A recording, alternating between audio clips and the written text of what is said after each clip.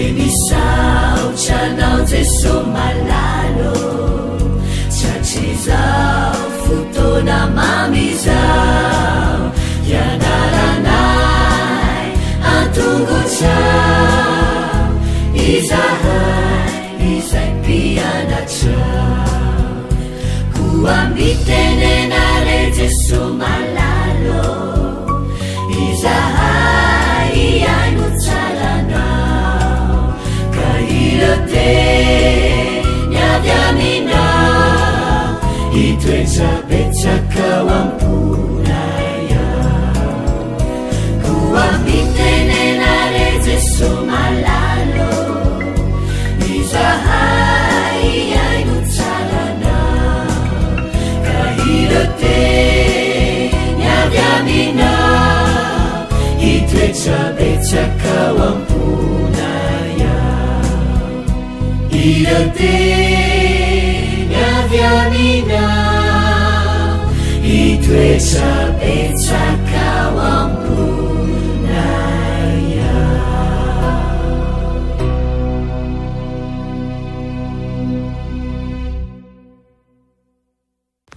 Faly miarabantsika tsirairay avindray tonga eto amin'ny famidirana ny lesona ho an'ny tanora zokiny isika amin'ity anio ity fifalinana hitrany mizaranten'Andriamanitra ho anao ary ny rina dia hitondra vokatsoa indrindra ny fiazonana fanarana ny tompo any ny fandraisana ny ten'Andriamanitra eto. Alohan'ny derantsika ny amin'ny lesona anio dia ny famidirana ny lesona vaovao zany dia hivavaka isika. Andriamanitra tsara andriazan-danitro mbola velom-pisaoranao zahay ny amin'ny fitahiana sy ny tantananao sotroanao ihany koa satria mbola afaka nitsahatra niaraka taminao zay dia eto izay andray ny hery aminao dia ny fampidirana ny lesona vaovao ndraika dia afino aminao zay raha ka azo hery amin'izany minaran'i Jesosy amen. Ny lohatenin'ny lesona antsika moa dia manao hoe didim-pitsarana mahafoaka izao tontolo rehetra izao. Nampiharihary ny kolokolo ny asa fitsikilovana izay tsy ara-dalàna mba amin'ireo asa feno osoka tao anatin'ny fitondran'ny filoha Richard Nixon ilay toe-javatra nanafotoinany maro tany Watergate tamin'ny taona 1970. Niezaka tsy misy fiatonana nataon'ireo mpanao gazety mba hanalana sarona an'izany toe-javatra izany. Mpiasam-panjakana ambony maro ny voaroereo sy voaheloka vokatr'izany.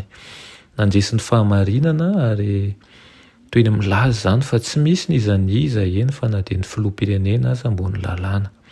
Nanamarika ny faratampon'izany toe-javatra izany ny fametraha-pialan'ny filoha Nixon tamin'ny 1974 ary no amafisina nanomboka teo ny mahazava-dehibe ny fangarahana sy ny fitsarana izay tsy miangatra eo amin'ny fampandrosoana ny fiarahamonina demokratika. Efatra any am-boalohany ny ady fanaovany tsara sy ny ratsy no ny fantoka teo amin'ny toetry ny fitantanan'Andriamanitra. Nametrahana ihamantsy ny momba n'izany. Laza Satana fa afaka metraka rafi-pitantanana mangarahara kokoa noho ny an'Andriamanitra izy, miaraka amin'ny lalàna marina kokoa izy. Tsy maintsy teo masony be sy maro sy ankarihary no ny atrehana an'izany fampiaingana izany. Indrindra moa fa teo masony be sy maro sy ankarihary ihany koa no nanaovana azy. Tamin'ny nahafatesan'i Kristy teo amin'ny hazo fijaliana no nanaporofon'Andriamanitra ny toetrany tamin'ireo mponiny lanitra.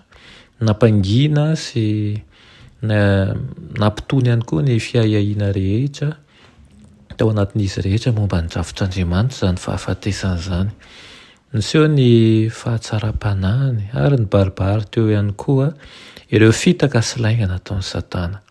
Ny fahafatesan'i Kristy ihany koa no nahazahoan'Andriamanitra namerina indray amin'ny fomba ara-dalàna ny taranak'olombelona eo amin'ny toerany tany am-boalohany ary izany fanehoam-pitiavana mihezinezina izany no naneho amin'ny tamin'izao tontolo izao ny hoe Andriamanitra rery ihany no mendrika ho mpitsara n'izao rehetra izao. Ny fitsarana izay tanterahana sy miseho amin'ny endriny maro dia manome antoka fa tsy hisy intsony mandrakizay ny ota ary ny safidy malalaka sy ny fitiavana marina. Izany ny fototra iorenan'ny fifandraisana maritra mandrakizay rehetra ihany koa. Andritra ny herinandro ity isika dia andinika bebe kokoa mahakasika ny fibebahana tena izy, mahakasika ny fitsarana zao tontolo rehetra zao ihany koa, mikasika n'ilay mahatoky dia ilay mpisorona be tsika, indrindra moa hifantoka na misorona ataony Kristy teo Kalvaria izay nampisokatra ny masontsika ahafantatra ny fahamarinana rehetra sy mampiseho ihany koa ilay fahavalo izay faharesy dia Satana izany. Irariko dia hitondra ahero anao ny lesona izay ianarantsika, mangataka fanahy masina isika mba anaitaitra ny tsirairay avy ka hanokana fotoana ianarana ny ten'Andriamanitra isika. Amen. Vavaka isika. Enay tsara andrisan-danitra mbola velom-pisaoranao izahay no ny amin'ny fitantananao, misaotra ihany koa ny amin'ny fampidirana ny lesona izany, misaotra ny amin'ny sorona nataonao teo Kalvaria ary mankasitraka indrindrandrindra ny amin'ny fitiavanao izay. Ampio izay amin'ny alalan'ny fanahinao masina tsapa fa lehibe tokoa ny nataonao ho anay ary aoka ho velona sy hivelona tahaka ny zanaka mpandresy izahay.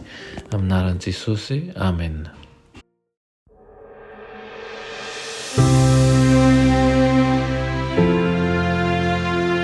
Mianatra eo an-tongotra Jesosy isan'andro.